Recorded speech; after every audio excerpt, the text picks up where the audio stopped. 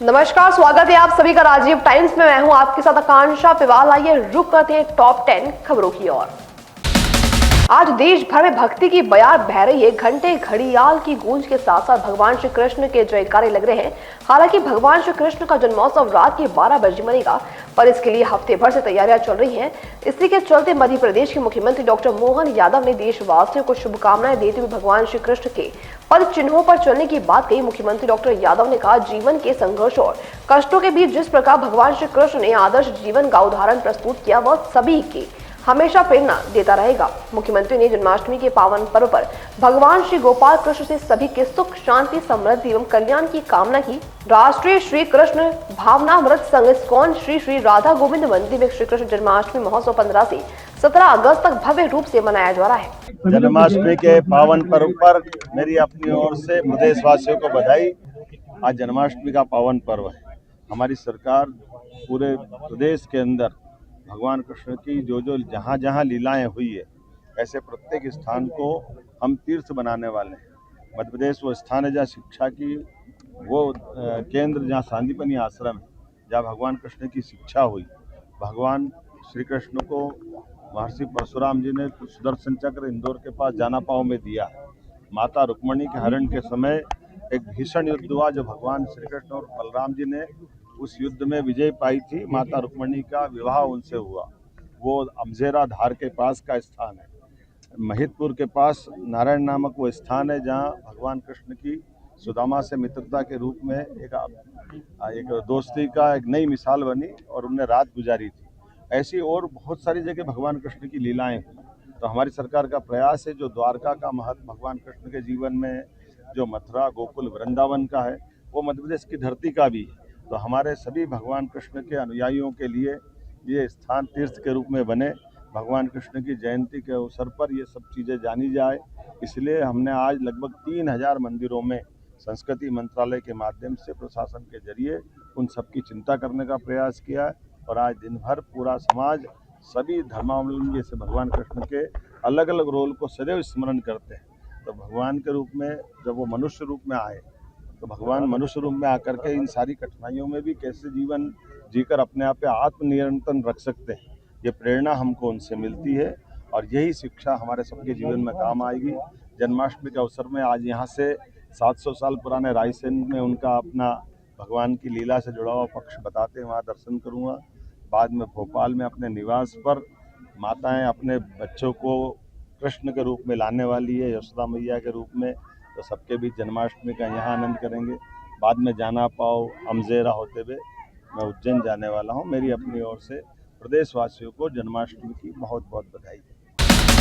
इंदौर में ट्रांसपोर्ट कारोबारी राजा रघुवंशी के घर गुरुवार रात नकली टीआई पहुंचा। खाकी वर्दी में पहुंचा यह नकली टीआई अपने आप को राजा का दोस्त बता रहा था। जब उससे पहचान पत्र और अन्य दस्तावेज दिखाने को कहा गया तो वह घबरा गया। उसके बाद देर रात राजेंद्र नगर पुलिस को सूचना दी गई। पुलिस ने मौके पर पहुंचकर नकली टीआई को गिरफ्तार कर पूछताछ शुरू कर दी। पूछताछ में नकली टीआई ने बताया 2021 में उसकी पोस्टिंग उज्जैन में थी। इसी दौरान राजा से मुलाकात हुई थी। राजा के भाई विपिन को शक हुआ कि उस समय कोविड चल रहा था और राजा कहीं आता जाता नहीं था। तब तक नकली टीआई से उसका आईडी कार्ड मांगा गया, जिससे नकली टीआई घबरा गया।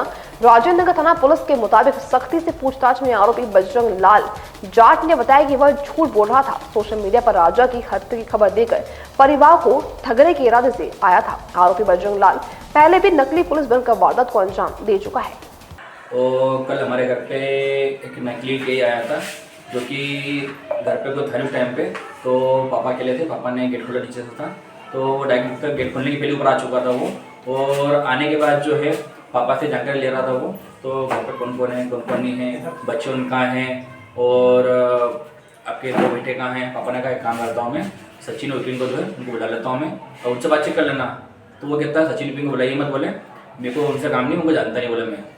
तो मम्मी ने जब उनको जो फ़ोन लगाया था, तो हम लोग यहाँ पर घर जब पहुँचे थे, तो मैंने उनकी आईडी मांगी उनसे। मैंने तो उनसे कहा मैंने आप कहाँ से आए हो, तो बोलते मैं रेलवे का अधिकारी हूँ, रेलवे का टीआई बोले मैं।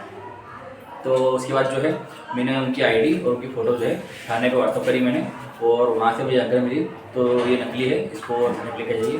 तो मैं जब थाने लेके पहुँचता हूँ थाने में, तो थाने में उनकी रिपोर्ट लिखा के हम लोगों ने उनकी एफ आई करके वहाँ से हम लोग को छोड़ गए थे। और किस मकसद से आया था, किस कारण से आया था, ये मारने के इरादे से आया, लूट के इरादे से आया था, इसका हमें कोई आइडिया नहीं कर रहा भैया। ये रायन नगर थाने का मामला है, जिसमें कि विपिन रघुवंशी जो फरियादी है उसके द्वारा ये बताया गया था कि मेरे भाई की हत्या हो गई थी और उसके हत्या होने के बाद फिर एक व्यक्ति मेरे घर पर बैठने आए। मेरी माँ का फ़ोन आया कि कोई अपने आप को टीआई बता रहे हैं, बजरंग लाल, और वो ये कह रहे हैं विपिन और सचिन दोनों का पूछा है। तो मैंने बताया घर पर नहीं है, तो घर पर ही बैठे हुए हैं। तो फिर मैंने बात की उससे फ़ोन पर। जब मुझे संदिग्ध लगा तो फिर मैं घर पहुंचा और मैंने उनसे पूछा कि आप कैसे जानते हो। तो उसके द्वारा बताया गया था कि मैं 2021 में उससे मिला था।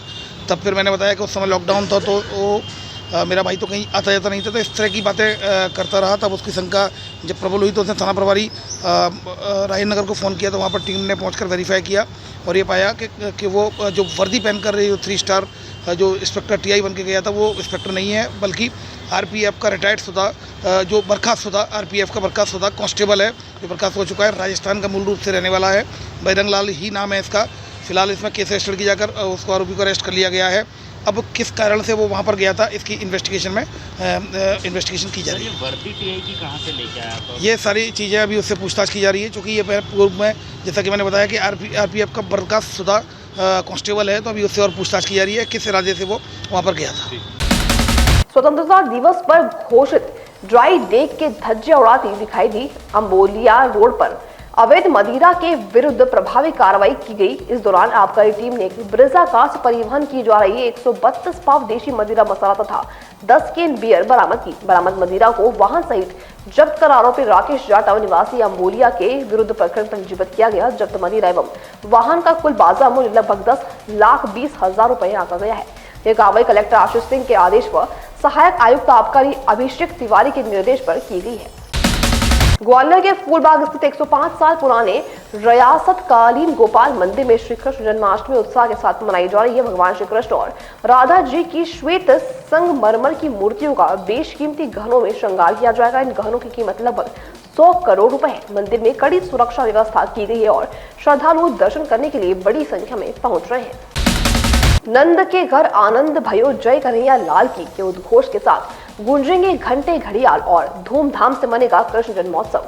कई मंदिरों में 2 दिन तो कई मंदिरों में 3 दिन श्री कृष्ण जन्मोत्सव मनेगा। इसी के चलते शुक्रवार रात इंदौर के बांके बिहारी और गोपाल मंदिर में घंटे घड़ियाल गूंजे और भगवान श्री कृष्ण के जन्मदिन मनाया गया। शनिवार को यशोदा मंदिर सहित 50 से अधिक कृष्ण मंदिरों में श्री कृष्ण जन्माष्टमी का पर्व मनाया जाएगा। कई मंदिरों में तो यह जन्मोत्सव 3 दिन तक चलेगा। शुक्रवार को स्वतंत्रता दिवस पर सुबह से दोपहर तक कई स्थानों पर झंडा वंदन हुआ। इसके बाद शाम को कृष्णापुरा, छतरी, राजवाड़ा सहित कई स्थानों पर आयोजित कार्यक्रमों में देशभक्ति के साथ भगवान श्री कृष्ण की भक्ति गीत गूंजे। उधर राजवाड़ा स्थित बांके बिहारी और प्राचीन गोपाल मंदिर में दर्शन के लिए रात 10:30 बजे लाइन लगना शुरू हो गई थी। हालांकि अधिकांश मंदिरों में श्री कृष्ण जन्माष्टमी आज मनेगी, इसलिए शुक्रवार रात को इन दोनों मंदिरों में लोगों को धक्का मुक्की का सामना नहीं करना पड़ा।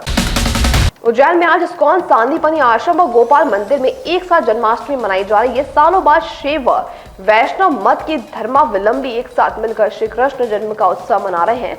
मंदिरों में रात 11 बजे से बाल गोपाल का महाअभिषेक होगा। रात 12 बजे शंख, मृदंग व घंटे घड़ियाल की मंगल ध्वनि के साथ महाआरती की जाएगी। भक्तों को पंजेरी महाप्रसादी का वितरण होगा।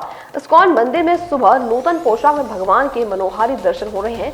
रात 10:30 बजे भगवान का महाअभिषेक तथा रात 12 बजे महाआरती की जाएगी। वहीं 17 अगस्त को नंद उत्सव मनाया जाएगा। उधर भगवान श्री कृष्ण की शिक्षा स्थली सांदीपनि आश्रम में जन्माष्टमी पर बड़ी संख्या में भक्त पहुंच रहे हैं। पुजारी परिवार द्वारा श्री कृष्ण की पाठशाला को मोर पंखों से सजाया जाएगा। वहीं सिंधिया देवस्थान ट्रस्ट के श्री द्वारकाधीश गोपाल मंदिर में भी श्री कृष्ण जन्माष्टमी को लेकर विशेष तैयारियां की गई हैं।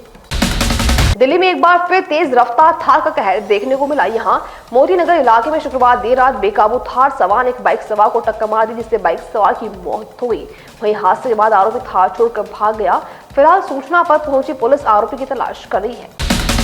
इंदौर के कनाड़िया थाना क्षेत्र में महिला की संदिग्ध मौत का मामला हत्या में बदल गया है। शुरू में इसे सड़क हादसा बताया गया था, लेकिन पोस्टमार्टम में सिर में गोली लगने का खुलासा हुआ है।